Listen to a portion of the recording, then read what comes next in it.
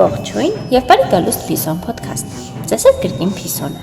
Այս սեզոնում խոսեցինք ընտրություններից առաջ տեղի ունեցող ամեն ինչի մասին՝ մանիպուլյացիաներից, պոպուլիզմից, ինֆորմացիոն փուչիկներից, սկանդալներից, բրենդինգից ու հուզական վարքից։ Հիմա մի պարզ հարց. ինչ է նշանակում իրականում լինել տեղեկացված ընտրող։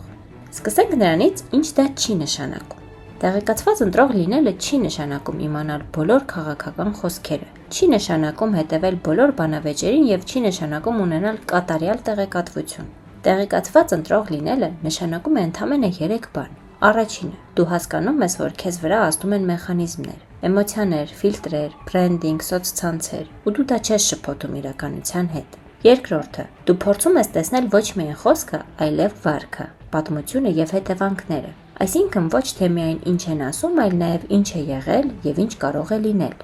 Եվ երրորդը, դու ընդունում ես, որ չկա կատարյալ տարբերակ, կա միայն ընտրություն, տարբեր սահմանափակումների մեջ։ Ու հենց այստեղ է ամենակարևորը։ Տեղեկացված լինելը չի նշանակում վստահություն ունենալ ամեն ինչի նկատմամբ։ Դա նշանակում է գիտակցել ինչի հիման վրա ես որոշում կայացնում։ Եթե դու չես գիտակցում, թե ինչն է ազդում քո ընտրության վրա, դու դեռ ընտրող ես, բայց ոչ միշտ որոշողը։